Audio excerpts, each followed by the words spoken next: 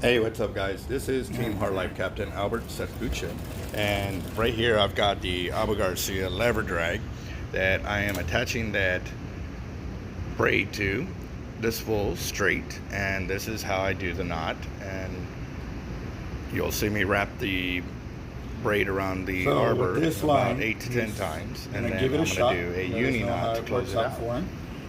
But with doing this knot, you got to make sure you take it in the right direction to start it. If not, then it could put you in a bad position where it'll stay loosened all the time, and then you'll have a bad knot set up. Worm guide, but gotta bite. I think I got a lot of stress on my mind. It's a nice day to go. Yeah, I gotta line. I'ma call the whole team.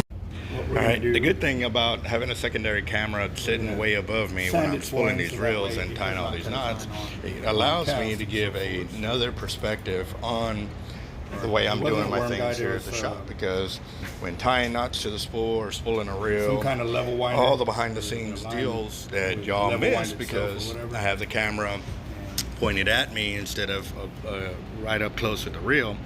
This will give y'all a better idea and understanding of what I'm doing with each of the reels, and you'll know that I have several knots that I'll tie the braid straight to the spool. Obviously, with the more expensive braids and more expensive reels, I'll take the time and do the more in-depth knots. With the cheaper lines like this, you know, I don't go too far into it because, like I said, it's, you know, you get what you pay for. And right here, we don't know how well the line's going to work, and for me to waste, you know, 15-20 minutes to tie knots to make sure it's tied good to the spool is not going to do any good if the braid never even makes it past 200 or 300 yards with the fish, and it keeps breaking off, and then we have to strip it down. So that's my logic behind why I'm tying it like this. You know, we don't know what this braid is going to do, and we're not saying it's crap, we just don't know. We don't know anything about this line, so I'm kind of playing it safe on both my behalf and my customer's behalf, because when we start tying these knots, it does take up our time, and we try to give our customers, you know, 110%. So, and saving them, you know, time and waiting for us to tie these knots, if the line never makes it to that point, then I have saved them so a little bit more heartache, you know. But we won't know until he goes out and tests this reel. So this is actually both reels that I'm gonna speed up during the spooling process, but I'm gonna slow it down for the knot so y'all can check them out.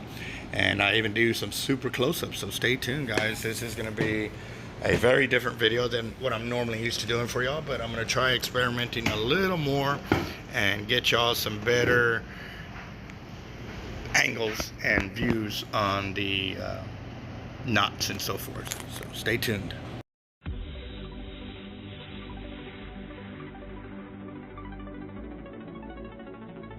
he brought a little bit of hollow core.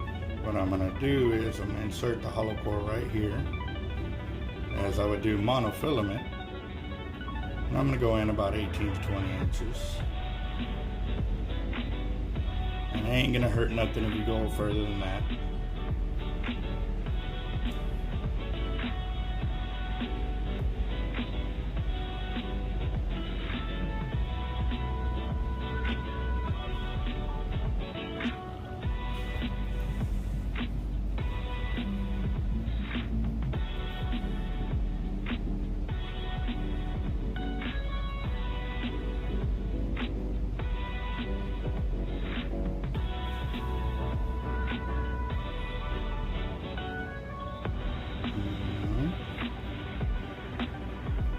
Once I get it in there, I'm going to suck it back in, take it back out. What I mean is, so that way the tag end just barely goes in there, and I'm going to cinch it down right there. So that's where the tag end line is on this knot.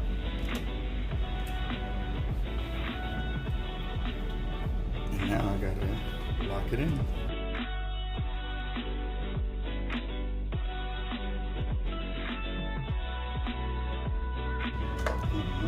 So what I'm going to do is I'm going to pull back about an inch, insert my, this is some Gorilla Glue that I'm using, the clear. And I only do about an inch or so because I'm gonna end up putting like 50 knots on there.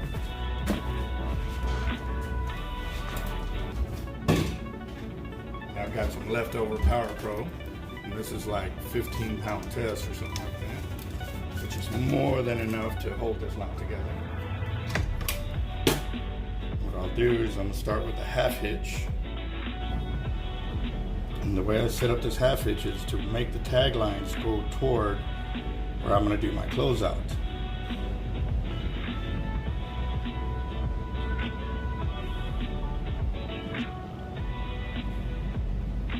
Okay, get it pretty tight, but not crazy tight, because if I go any tighter, it'll pull the tag lines right off of it. And so at this point is when I start actually doing my half hitches in the same direction. And you can see right there, it started to slip just a hair. And now by the time I get this second half hitch in there, it pretty much locks it in. See right there, I'm pulling really good, and it's not pulling my tag ends out. So I've already locked this in, but now I'm just gonna continue on until I close out the whole end over here. And it's all hidden under all these half hitches.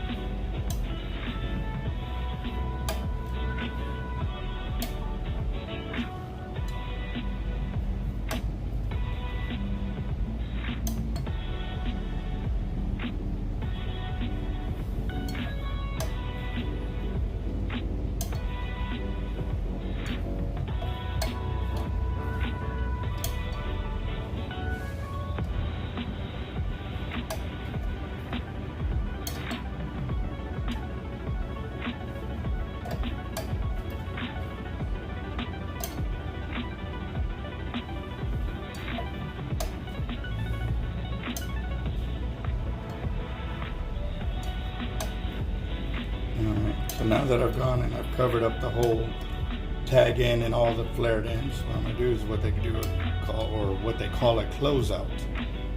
And basically it's the same half hitch, but what I do is I'll bring it in 4 times here, and then I'll take this line and I'm gonna wrap it in the same direction that I started it, and basically what it's doing is now unwrapping this side. So again, right there, and now I'm gonna pull this tight. And what I've done is I've hid my tag end, so now I can cut it real close without worrying about it getting sucked in or pulled out of the knot.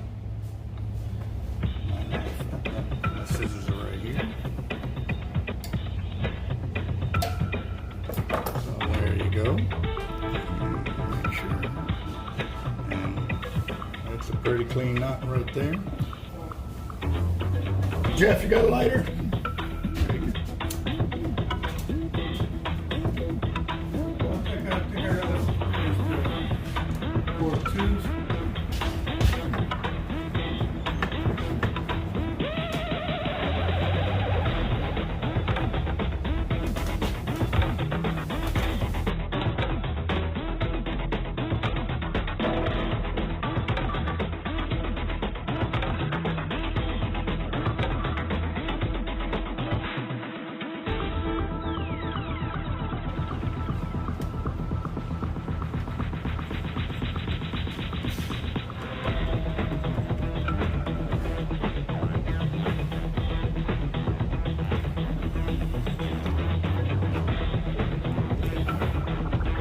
And this one, what I'm going to do is a uni here on this side.